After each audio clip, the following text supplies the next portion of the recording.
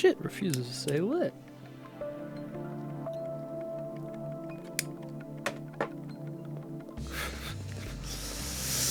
Hey there, it's your favorite YouTube talking head here, well, soon to be favorite YouTube talking head, with your first Studio Numinous YouTube video.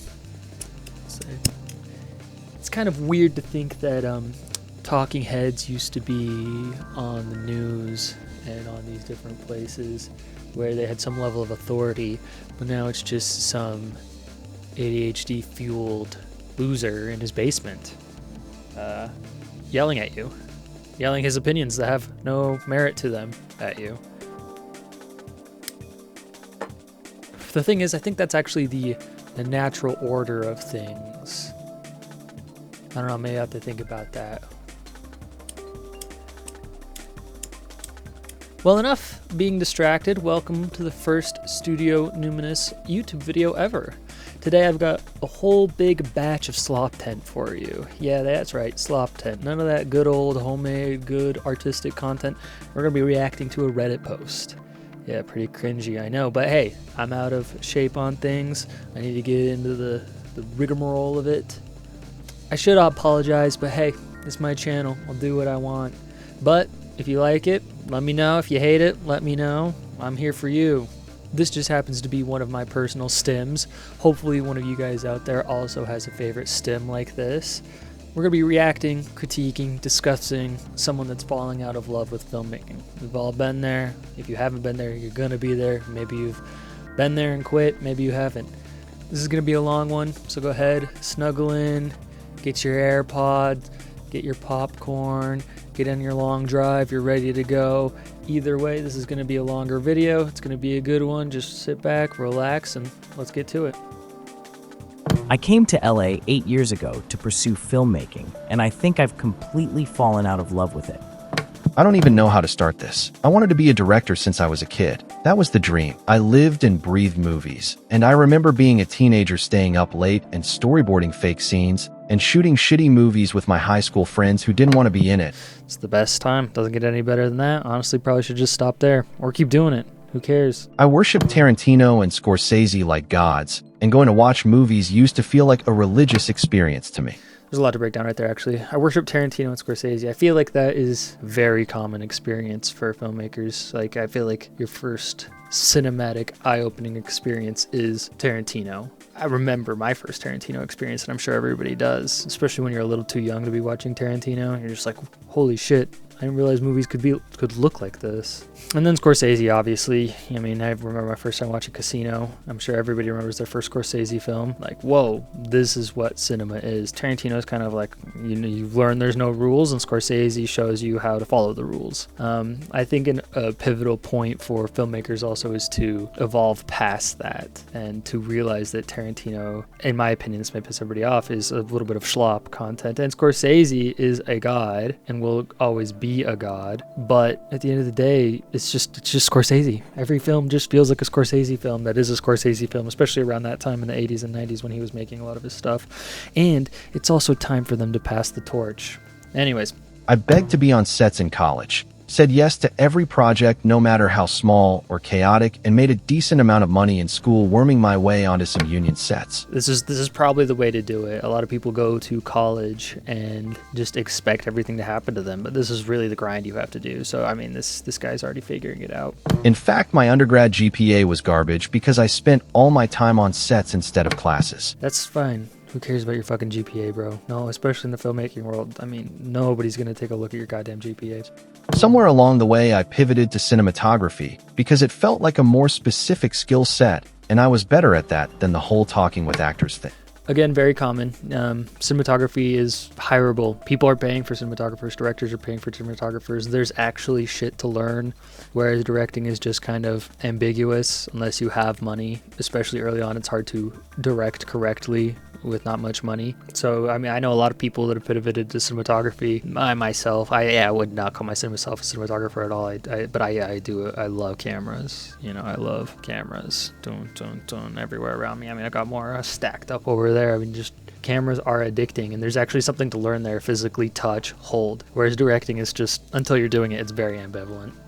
Okay. Now it's been 8 years, and I've survived this city through COVID and the strikes. 4 of those years have been at a high-end rental house in LA, one that you industry regulars have definitely heard of, surrounded by incredible gear, talking every other day with ASC DPs who are actually doing the kind of work I wanted to do, and juggling whatever freelance DP work I get on the side, usually passion projects my film school buds are making on shoestring budgets. I used to think being around it all would help me break in, or at the very least foster my love for it. It didn't. Now I'm just kind of stuck. Yeah, this is a good career, and I think honestly, years ago, this would have been the career path to becoming a director. You meet cool ASC DPs, they see your face every day. Once they're seeing your face, you can talk with them, build a relationship. Hey, you know, I'd like to get out on set sometime. Would you like to take me out on set? That's just not the way anymore, though. It's a lot of hard work just to get there. Nobody's willing to promote right now. Like, it's just dead. People that would promote you are still in their 40s and 50s trying to make it themselves. So, are they going to shortcut themselves of their career? No, this is not going to happen. Probably, you know, it could be Panavision. I don't know. There's a lot. I know several people that work at Panavision. Same thing.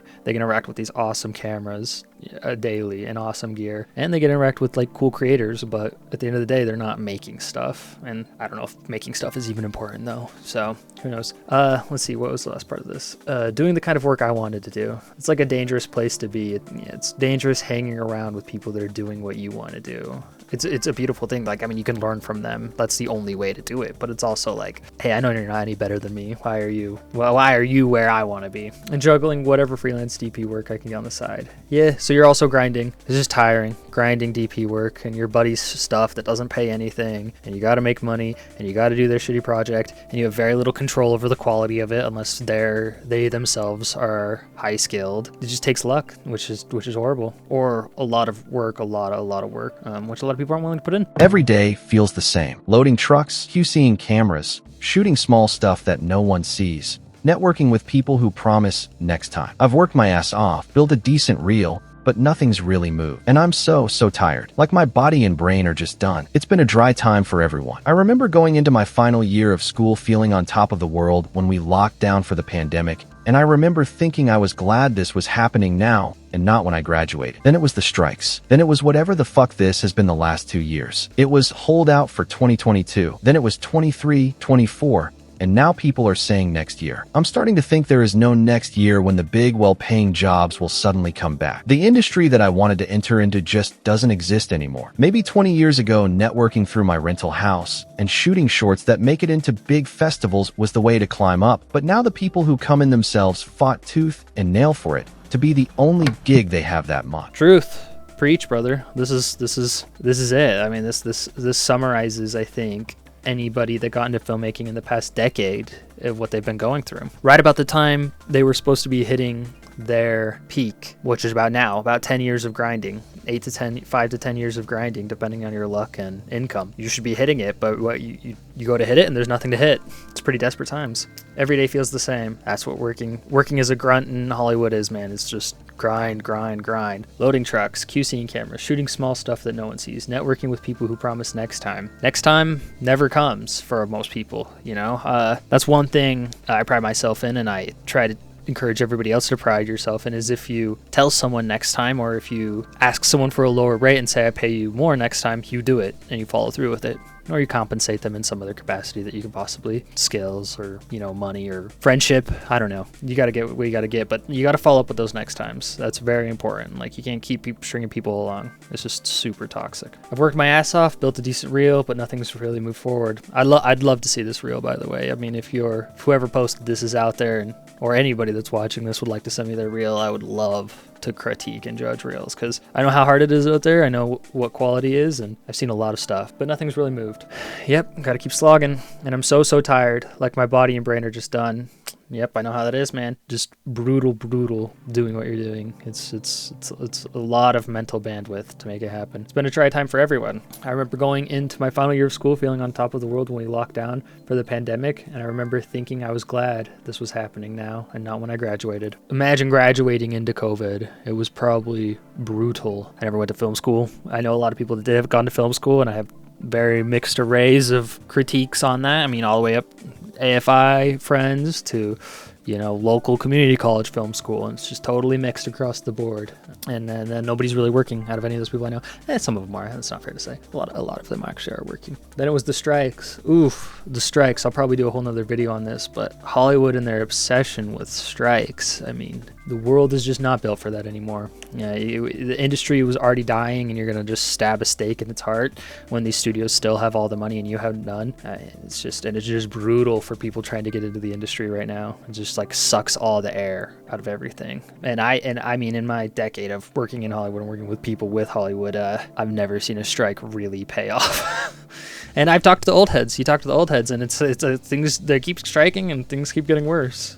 And then whatever the fuck this has been the last years, yeah, the past 2 years of stagnation when the streamer wars died. What has it been? Where's the work gone? Shit's getting made, but I don't know anybody working. It's very confusing times. I do know people working. I really should stop saying that. I don't know as many people working, and I don't know, their quantity of work is definitely down, especially on the stuff that actually pays. It was hold out for 2022, then 23, then 24. Now people are saying next year, and buddy, it's not coming next year. I mean, we'll talk about this at the end of this video, but it is not coming. Hollywood is dead. You're seeing it's been dead, and we're just witnessing the rotting corpse. The industry that I wanted to enter into doesn't exist anymore. Yeah, you gotta mourn the pain of that. That's sad. That's sad. I mean, we grew up with this concept and people telling us and selling us these dreams and doing these things and telling you it's just right around the corner. You know, if you just try hard enough, you just do it right, you make good stuff, you just try hard enough, it's right there. Doesn't seem to be the case. It was a way to climb up, but now the people who come in themselves fought tooth and nail for it to be the only gig they have that month. Brutal. That's the thing, is like, there are people that are going to work harder than you. They want it more, and they're hungry, and they're more willing to be more broke than you for it. They may not be more talented, they may not have a better passion for it, but they are willing to go tooth and nail for it. And tooth and nail for those scraps. And do you want to be playing that game? I mean, you have to decide. And I think the most defeating part of it all is that I don't love it anymore. I used to get this insane rush on set, moving the lights, the chaos, that moment when everything clicks. Now it just feels like stress, like a job, and not even a good one. The good projects don't feel memorable anymore. The alright ones feel bad, and the bad ones inch me closer and closer to picking up a bad smoking habit, which I'm shocked I don't have already. My long-term girlfriend of 4 years and I split up not too long ago because being on set for 12 hours a day and coming back home exhausted after driving an hour and a half across LA isn't conducive to a great relationship. Who would have thought? Again, so much to unpack here. Just banger after banger conceptualizing the industry right now. Let's start from the top. And I think the most defeating part is that I don't love it anymore. There you go. You spoke. Like, there's the answer to your question. Now, if you don't love it, you're not going to make it. You have to be stupid. It's not even love. It's insanity about it. You have to be so far from what reality is that you're willing to just keep going forward. Yeah, you have to be crazy. I used to get this insane rush on set. Yeah, everybody loves it. Run around set, make things happen, you know, hanging out with buddies or colleagues, I guess. And yeah, now it just feels like stress, like a job. Yeah, that's brutal. But that's every job. I mean, every job is like that. So honestly, the grand scheme of things, if you're hanging out, you're moving around on set, you got to get the time in. Would you rather be sitting at a desk at home? Maybe yes, maybe no some days. The good projects don't feel memorable anymore. The alright ones feel bad, and the bad ones inch me closer to picking up a bad smoking habit, which a lot of people in the industry have. I mean, a lot of people smoke, and for no reason. They're taking these smoking breaks when you have shit to do.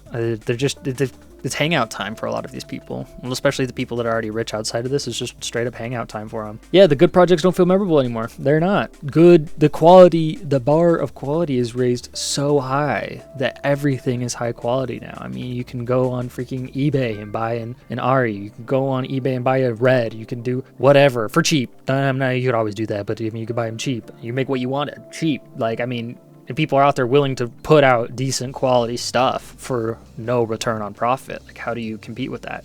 And then there's still just a slop of all right content. Mediocre, good stuff. It's like, whatever, it deserves to be out there. I'm glad people made it, but it's not really pushing any boundaries. And then the bad stuff. The bad stuff, I mean, there's so much bad stuff. There's so much bad stuff. It's just real shorts and the new short form content, you know, cinematic short form content, which can't even believe I'm saying those words. It's just trash. It's just horrible trash. Yeah, so I mean, yeah, it makes you not want to do stuff anymore. It's to destroy your soul. That's the purpose of it.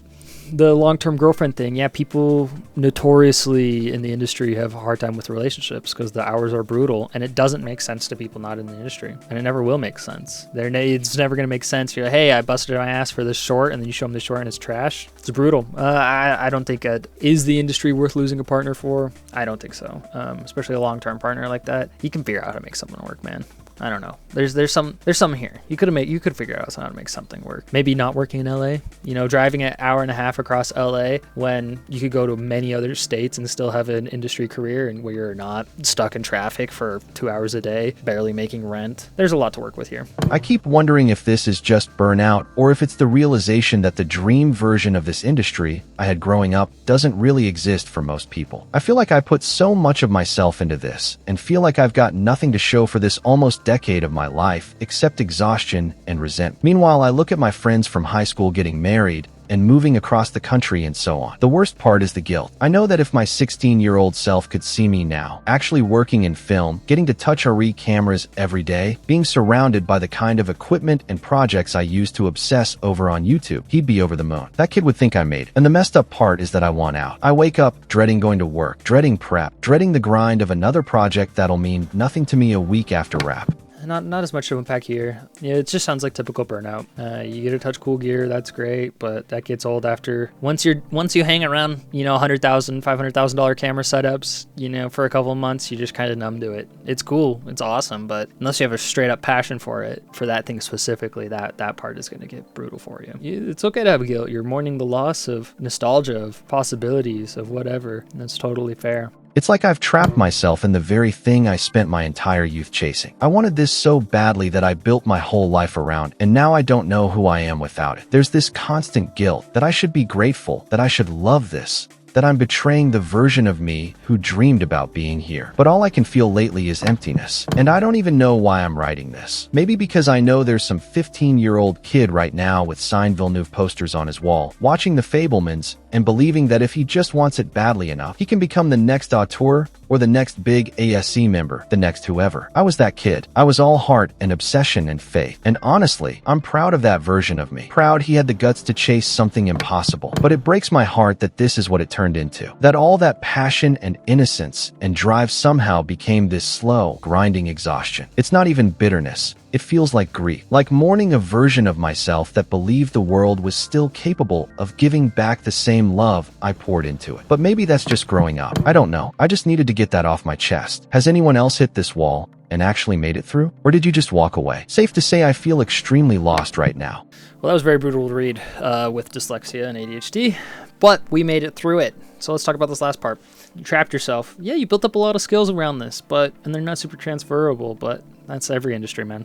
There's really not that much transferable skills, even from job to job. Even as a software developer, you learn one thing at one job and sure you have a baseline of skills, but you have to relearn everything for that new job. And you have to prep for the job interviewing process. I think that's the same here. It's not even bitterness. It's feels like grief, like mourning a version of myself that believed the world was still capable of giving back the same love I poured into it. But maybe that's just growing up. That's totally fair. I feel like every filmmaker has that no matter what part of the industry you're in. You're enamored at the beginning. We've grown up, especially our generation has grown up just like in watching the 90s and early 2000s and even up until about 2015, just watching the amount of content that was being produced, like high quality cinematic, film content, and just totally blown away. Yeah, that's totally reasonable. Everybody feels that way in film, you love it so much. You love movies. You love the experience of watching a movie. You love the experience of making a movie. You love the process, but the process hates you. And especially if you don't have money, this is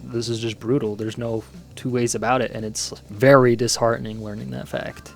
And the sad part is nobody's going to tell you about that. Like the really sad part about that is you have like two factors. You have like these aloof dreamers that are telling you one thing, and then you have the burnt out old heads that are telling you one thing, telling you how bad it is day in and day out. Don't get into it. Don't get into it. It's brutal. It's brutal. And then you have the dreamer old heads that say, you never know, discovery's right around the corner. I just did XYZ and I made it. And then you find out they didn't actually make it, you know? And this part about the ASC, like, who cares that people are in the ASC? Like, it's a great sign, but it's dead. Like, you look at the ASC people and they're old, and you look at the stuff they're producing, and do you really want to be producing that? No. Do you just want to be recognized for your skills? Well, that's never going to happen. No one's ever going to recognize your skills. Like, and do you even want to be recognized? So overall, this was a pretty good post. Now let's see what kind of schizo post people are responding with on the good old Reddits. Hello. Eric from the future here. I was editing this down and I realized this is a really long video with a lot of ranting. I think to keep it a little bit more concise, I'm going to split these up into 2 parts. So this will be part 1, and part 2 will be me going over the comments to this post.